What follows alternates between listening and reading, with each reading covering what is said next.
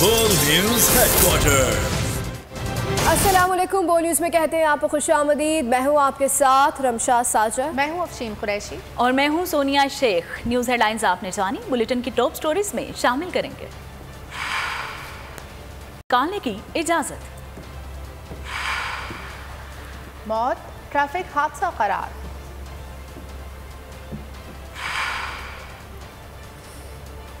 इंतकामी कार्रवाइयों की भरमार,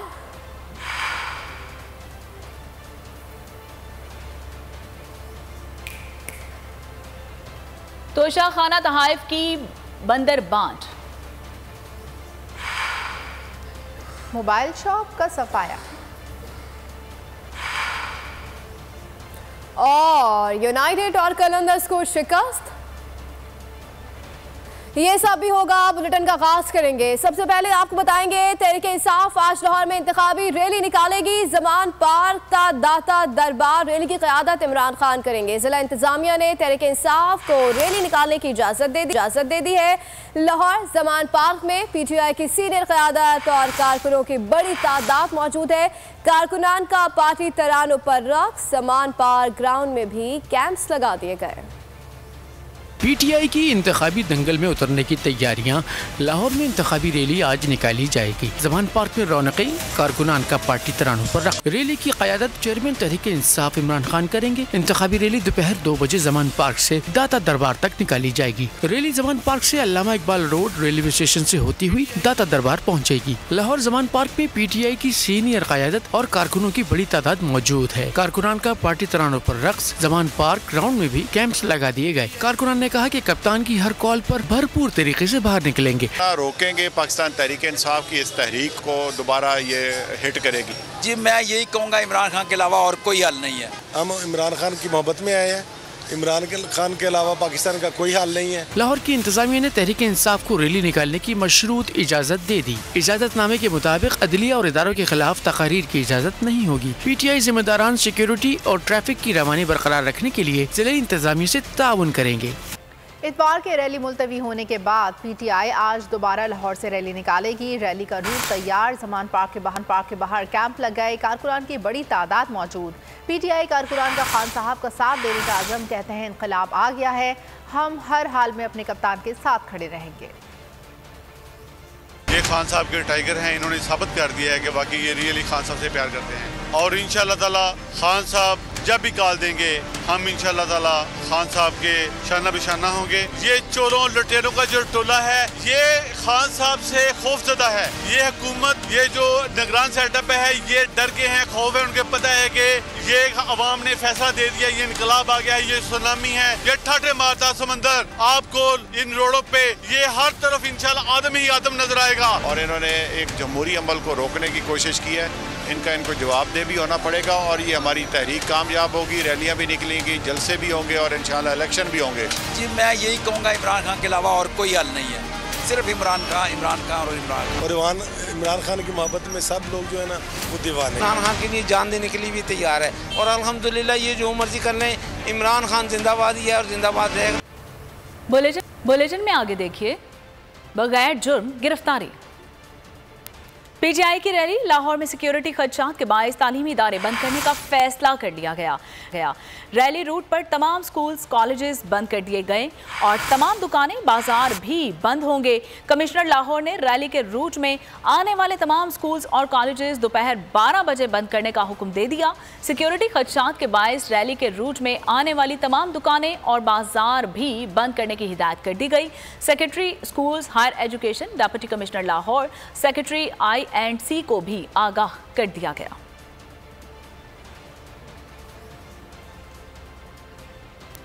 पूछता हूँ कि किसने फैसला किया है इमरान खान को आने नहीं देना, मुल्क को दलदल से निकालने का कोई रास्ता है तो वो बता दें। मरियम नवाज को इंतखाबी मुहिम में रियासती प्रोटोकॉल मिल रहा है, हमको जलसों की इजाज़त नहीं।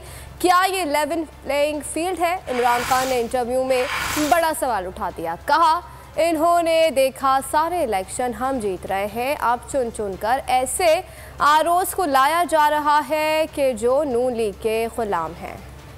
लाहौर में तहरीक इंसाफ के कारकुन अली बिलाल की मौत ट्रैफिक हादसा करार। मामले पर दूसरा मुकदमा भी दर्ज। मुकदमा थाना सर्वर रोड में पहले केस की तफ्तीशी अफसर की मुद्दत में दर्ज किया गया।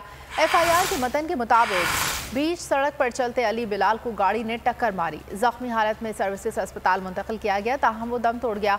मुलजिमान ने बयान दिया कि मौत की इत्तला मिलते ही वो अस्पताल से फरार हो गए। बोल के खिलाफ इंतकामी कार्रवाइयों में शिद्दत आ गई। पहले आज़ादी सहाफत पर वार, फिर को चेयरमैन बोल शुएब शेख बगैर किसी जुर्म के गिरफ्तार। अदालती अहकामात के बावजूद गैर इंसानी सलूक, मुंह पर कपड़ा डालकर अदालत में लाया गया, हाथों में हथकड़ियां भी लगा दी। इसी पर इंतकाम की आग ठंडी ना हुई। इस्लामाबाद में को चेयरमैन बोल के घर पर भी धावा बोल दिया। ना कोई नोटिस, ना घर की तलाशी के वारंट। घर में तोड़ फोड़ की गई, सारा सामान उठाकर बाहर फेंक दिया। शुएब शेख से जज्बाती लगाव रखने वाले मुलाजमीन ने दुआ के लिए हाथ बुलंद कर दिए। नहीं, जो इस चीजों के जिम्मेदार हैं उनको पकड़े। मेरे बेटा तो बेगुनाह बेकसूर है, उसको क्यों इस तरह पकड़ा? एक साहब को उन्होंने बेकसूर पकड़ा हुआ है, वो बहुत अच्छे बंदे हैं, वैसे उन पे इल्जाम आ रहा है। हमारी ये दुआ है कि अल्लाह ताला शोएब साहब को बाखैरियत वापस कामयाब करके जेल से बाहर निकाले। शोएब साहब जो हमारे CEO है कंपनी के, उनको ये सिर्फ एजा जैसे होते हैं कि सच बोलने की सजा दी जा रही है। आजादी इजहार राय पर वार, बोल पर हुकूमती अलगार, इंतकामी कार्रवाइयों की भरमार। बोल के खिलाफ इंतकामी कार्रवाइयों में तेजी आ गई। को चेयरमैन बोल शुएब शेख बगैर किसी जुर्म के गिरफ्तार कर लिए गए। शुएब शेख के साथ गैर इंसानी सलूक किया गया। शुएब शेख ने भी कह दिया कि उनके साथ गैर इंसानी सलूक किया जा रहा है। अदालत में मुंह पर कपड़ा डाल कर लाया गया। हुकूमती इंतकाम की आग इसी पर ठंडी नहीं हुई, सारी अखलाकी हदें पार की गयी। इस्लामाबाद में को चेयरमैन बोल के घर पर धावा बोल दिया गया। ना कोई नोटिस, ना ही इजाजतनामा, ना चादर और चार दीवारी के तकद्दुस का ख्याल। इंतजामिया घर में घुस गई, तोड़ फोड़ की, सारा सामान उठाकर सड़क पर फेंक दिया। बोल के मुलाजमीन और नाजरीन ने शुएब शेख की वापसी के लिए दुआओं के लिए हाथ उठा लिए। दुआ करता मैंने साथ के लिए कि वो उनको छोड़ दे। आप जो है ना हमारे चैनल को चलने नहीं देते, कभी बंद कर देते हैं, कभी शेख साहब को बंद कर गिरफ्तार कर लेते हैं। नाजायज कोई बात होती नहीं है। हुकूमत की बोल की जबाबंदी के लिए गैर कानूनी हटकंडे। FIA ने झूठे केस में को चेयरमैन शुएब शेख को गिरफ्तार किया। रिश्वत देने के झूठे इल्जाम के पीछे हकायक क्या है, आइए आपको बताते हैं।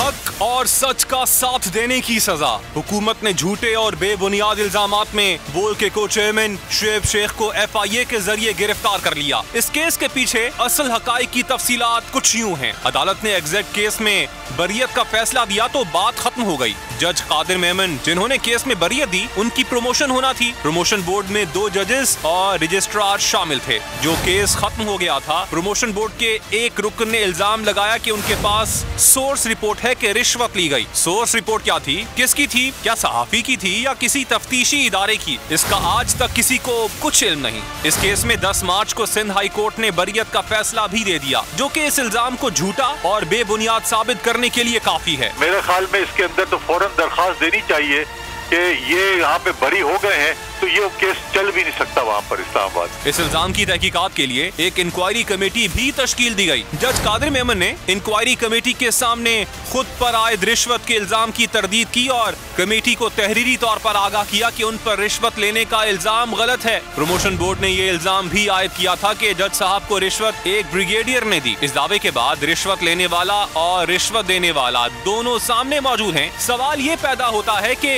इस इल्जाम की कानूनी हैसियत क्या है? क्या प्रमोशन बोर्ड के अरकान इस केस में गवाही के लिए पेश होंगे? इंक्वायरी के बाद ये केस FIA को भेज दिया गया। पिछले 5 साल में FIA ने ना रिश्वत देने वाले से पूछा, ना लेने वाले से पूछा, कोई इंक्वायरी नहीं हुई। कातिल को तो सजा नहीं मिल रही, लेकिन क्योंकि कत्ल किसी की मोहब्बत में किया गया तो इस दावे पर उसको पकड़ लिया जाए। हकाइक से साफ जाहिर है कि ये केस बिल्कुल बोगस और झूठा है और इसकी कोई कानूनी और अखलाकी हैसियत नहीं है। अब 2 फैसले आ गए हैं और वो वही एविडेंस है जिसमें कहा गया कि जो इन पे इल्जामात लगाए गए थे वो बिल्कुल झूठ पे मबनी थे। जो उनकी शहादतें आई हैं, जो IO तक उसने खड़े होकर कह दिया कि जी मेरे पास कोई शहादत नहीं है, हम लोग गलत समझे। मैं अपने अफसर बाला से कहता रहा कि जब तक हमें बाहर से कोई कंप्लेंट नहीं आ जाती कि कोई फ्रॉड हुआ है या इस तरह की बात हुई, आप ना करें। हुकूमत सिर्फ बोल की जुबानबंदी के लिए गैर कानूनी हथकंडे इस्तेमाल कर रही है, जो पहले भी नाकाम हुए हैं और इंशाअल्लाह आइंदा भी नाकाम रहेंगे। जो निजाम है वो कुफ्र का तो चल सकता है,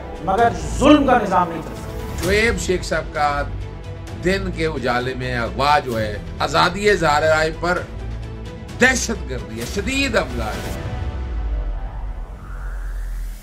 8-9 साल बाद ये FIR दर्ज हुई है, जो कानून के भी मुतसादिम है कि एक शख्स के खिलाफ एक ही मुकदमे के किसी भी हिस्से के बारे में 2 दफा उसका ट्रायल नहीं हो सकता। साथी बरादरी अगर आपस में मुत्तहिद होकर तहफ़्फ़ुज़ नहीं करेगी कि इस तरह की जो यलगार है, एक रियासती जबर है, उसको जब तक कला कमा नहीं करेगी तो फिर कल को खुद भी इसमें आएंगे। ये इसलिए हो रहा है कि वो आज़ादी अदलिया के लिए वो खड़े हैं और जो काम कर रहे थे, और आज़ादी सहाफ़त जो होती है वो आर्टिकल 19 प्रोटेक्ट करता है, लेकिन ये इस तरह से आवाज़ नहीं दबाई जा सकती। कोर्ट ये कहती है FIR अगर डिले हो जाए तो वो FIR के कोई बटन नहीं रहेगा, कोई चीज जो एलेज की है वो भी नहीं रहेगी, तो गवर्नमेंट जो है वो कोई न कोई तरीका या हरबा इस्तेमाल करेगी अब बोल को खामोश करने के लिए और शोएब को खामोश करने के लिए। जो निजाम है वो कुफ्र का तो चल सकता है, मगर जुल्म का निजाम नहीं चल सकता। सब्सक्राइब करें और बेल दबाएं ताकि कोई खबर रह न जाए।